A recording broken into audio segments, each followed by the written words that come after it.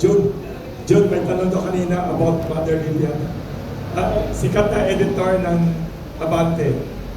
About Mother Lily, namatay si Mother Lily. Yes, a real stalwart and May tanong siya. A Mr. real- June Malin. a real stalwart and pioneer of the Philippine entertainment industry. She will be sorely missed, and we send our prayers and condolences to Roselle and the rest of the family. It's a double tragedy because her father just passed away a few weeks ago.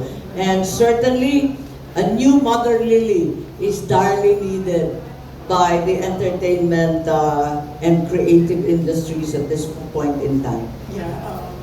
Yes, Senator Amy. Of course, naging part kayo ng Philippine movie industry po, di ba? Being the CCP head.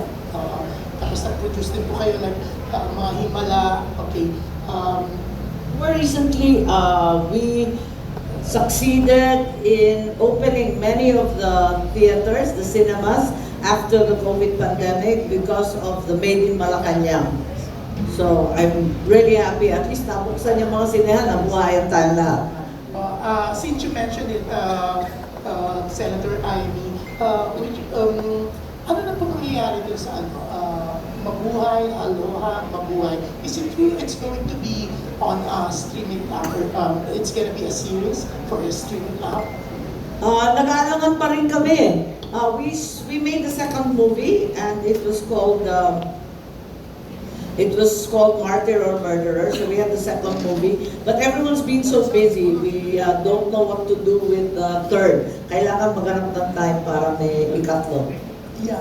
Okay. What about Himala? Pinagpaalam po ba sa inyo yung there's a Himala movie official entry to the 50th Metro Manila Film Festival since sa inyo? I don't know. Yes, I was the producer, but I think after 1986, the properties of ECP were sold to ABS-CBN. So I'm not certain. Hindi. Pero nagpasabi man lang po ba sa inyo? Wala. Wala. I see. Pero gusto niyo rin po bang to have something to do with the Himala Film Fest movie? If ever po. Or any advice? Sino bang behind it? Actually, Well, it's always challenging to do a remake, especially for a very well-known movie. Dr. Pedro, may comment kayo kay Mother Lily? oo, kasi isang ang sama niyo Member po of the sa community. una nagpalabas ng official statement ng pakikiramay po sa pamilya po ni Mother Lily. Nakikiramay din kami kay Mother Lily. I remember very well si Kuya Germs, Herman Moreno, speaks highly of Mother Lily. They're very close. They're very supportive also of your mom, si Ma'am Madam Imelda.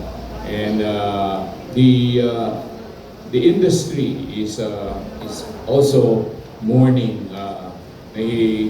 Malaki ang contribution ni Mother Lily. Daming tinulungan sa industry.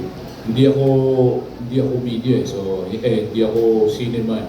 Hanggang negosyo lang kami. Pero naintindihan namin, negosyo, magaling din siya sa negosyo. And so we miss her because she is also part of our Chinoy community. The Chinoy community mourns the loss. Yeah, yung mano po, siya rin ang nagawa. Oh, the Chinoy here are also Filipino. Yun lang ang emphasis namin, na ang mga Chinoy dito ay tumutulong sa bayan at hindi lang sa tulong,